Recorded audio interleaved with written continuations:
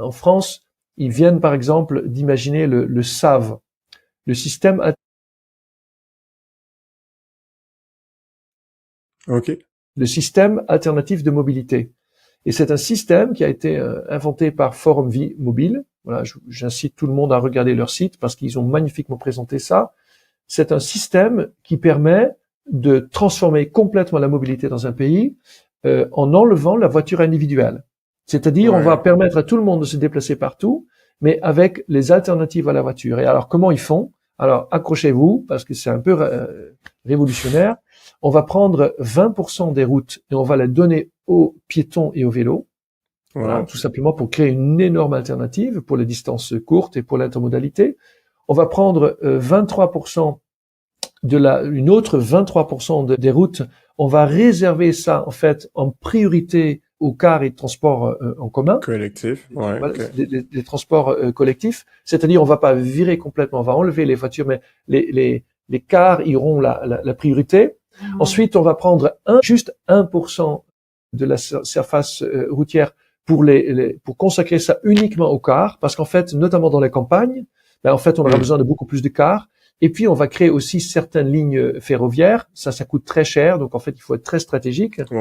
Et quand on fait ça, en fait, on va allouer l'usage de notre espace public aux alternatives à la voiture, et ça va permettre aux gens de se déplacer de manière sécurité partout grâce à ce qu'on appelle l'intermodalité. Parce que quand on parle de vélo, on va toujours me dire oui, mais je fais comment pour transporter mes 3 enfants et ma belle-mère pour aller à la gare ou à l'aéroport, comme si on transportait tous les jours des armoires. En fait, quand on discute de vélo, tout le monde devient instantanément déménageur professionnel, habitant sur une colline avec mal au genou. Voilà. Alors que pas du tout. On sort puis tout d'un coup aussi, on commence à sortir le frigo. Hein. Qu'est-ce que je fais quand je déménage mon frigo?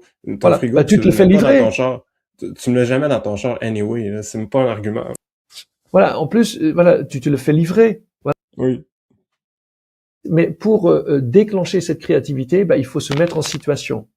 Et c'est là et les cyclistes, ils connaissent bien cette créativité parce que les personnes qui utilisent déjà le vélo, en fait, j'aime pas trop dire les cyclistes comme si il y avait un pays avec 3 populations, il y a les cyclistes, les automobilistes et les piétons. Non, chaque humain, il a 2 pieds, il est capable d'être piéton, cycliste et automobiliste dans la même journée.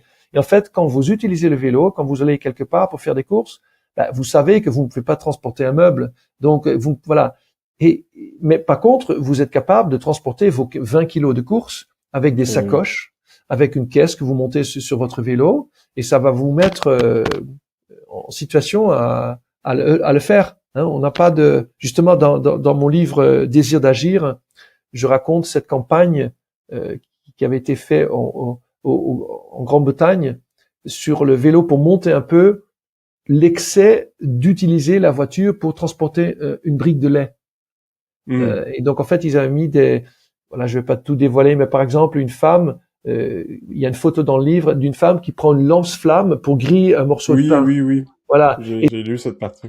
Là on comprend tout de suite que c'est ridicule. Par contre, quand un Canadien prend la voiture pour faire 1 kilomètre pour aller au travail, pour les gens c'est tout à fait normal. Alors que c'est exactement du même ordre. Il est en train d'utiliser une machine XL qui coûte un blinde, qui pollue, qui sédentarise, qui dégrade la société, pour faire quelque chose qu'il pourrait faire à pied en 12 minutes. Parce que les trottoirs existent quand même au Canada. Les pistes cyclables, pas encore trop, mais il faut se rendre compte de ça pour mettre un peu comme un pied de biche dans un paradigme. Moi, j'aime bien cette idée du pied de biche qui fait crac et qui dit, en fait, oui, c'est la folie, là. Et en fait, il faut être nombreux pour détecter cette folie, pour ensuite, la transformer en action, en proposition, et sans être radical, mais juste réaliste, juste capable de se projeter dans un avenir qui n'est pas le même qu'aujourd'hui. Et le problème, c'est que pour l'humain, il n'est pas formé pour imaginer un futur qui n'existe pas. Pour écouter la suite, rends-toi directement sur ma chaîne YouTube. Sinon, l'épisode est disponible dans son intégralité sur Spotify et Apple Podcasts.